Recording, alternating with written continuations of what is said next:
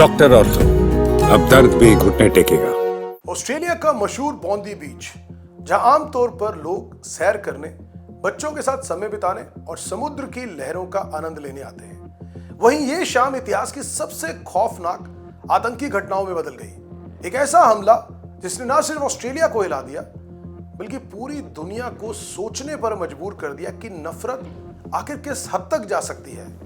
उस दिन बॉन्दी बीच पर हनुक्का बाय द सी नाम का कार्यक्रम चल रहा था। यहूदी समुदाय का यह पवित्र पर्व हनुक्का मनाया जा रहा था। सैकड़ों परिवार मौजूद थे, छोटे बच्चे, बुजुर्ग, महिलाएं, गीत संगीत, प्रार्थना और रोशनियां हर तरफ। करीब 1000 लोग समुद्र किनारे इकट्ठे थे, पर किसी को यह अंदाजा नहीं था कि यह खुशियों का माहौल कुछ ही मिनटों में मातम में बदलने वाला है। शाम 6:47 पर अचानक कैम्पबेल परेड के पास बने एक पैदल पुल से गोलियों की तड़तड़ाहट सुनाई देती है। 2 हथियारबंद हमलावर, लंबी राइफलें और सामने निहत्थी भीड़। बिना किसी चेतावनी के भीड़ पर अंधाधुंध फायरिंग शुरू हो जाती है। चारों तरफ अफरा तफरी मच जाती है।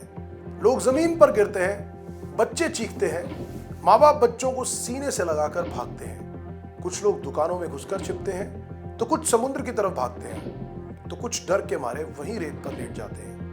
कई लोगों ने अपनी जान बचाने के लिए बच्चों को समुद्र के पानी में उतार दिया। गोलियां करीब लगभग 10 मिनट तक चलती रही। वहीं एक प्रत्यक्षदर्शी ने बताया कि ऐसा लग रहा था जैसे नर्क मानो जमीन पर उतर आया हो। कई लोग मौके पर ही गिर पड़े, कई गंभीर रूप से घायल हुए। समुद्र किनारा जूतों, बैग और खून से भर गया। मोबाइल फोन पर लोग अपनों को संदेश भेज रहे थे कि मैं जिंदा हूं, क्या तुम सुरक्षित हो। इस बीच एक ऐसा पल भी आया जिसने कहीं ना कहीं इंसानियत पर भी भरोसा जिंदा रखा। एक स्थानीय फल विक्रेता, जो कि पता लग रहा है कि वो फल विक्रेता नहीं, वहीं पर उसकी शॉप है और वो काम करता है, अहमद अल अहमद। उसने देखा कि हमलावर कुछ दूरी पर है।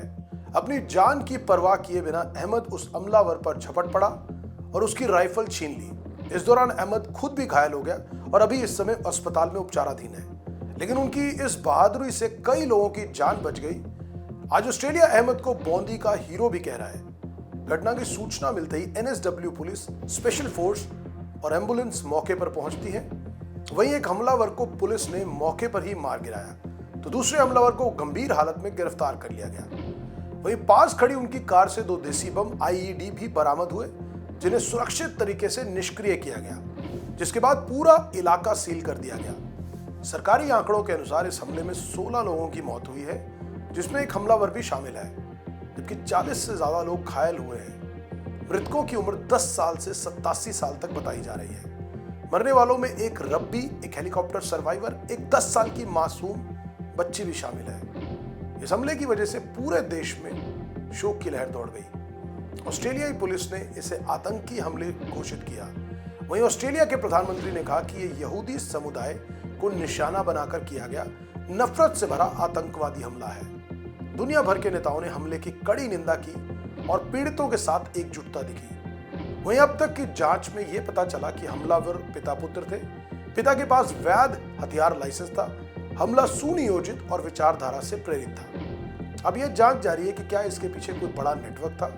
बॉन्दी बीच की वो शाम ऑस्ट्रेलिया कभी नहीं भूलेगा, जहां एक तरफ नफरत से कई जिंदगियां चली गई, वहीं अहमद जैसे लोगों ने साबित किया कि इंसानियत अब भी जिंदा है।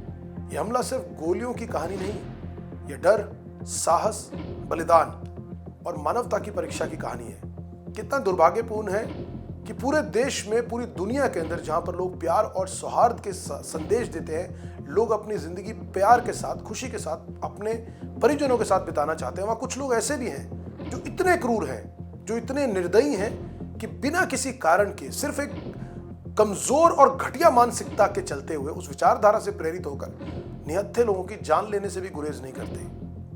उम्मीद करते हैं कि कभी ना कभी इस तरह की चीज का अंत जरूर हो और पूरे देश के साथ साथ पूरे दुनिया भर में सौहार्द और प्यार और अमन कायम हो। डॉक्टर ऑर्थो, अब दर्द भी घुटने टेकेगा।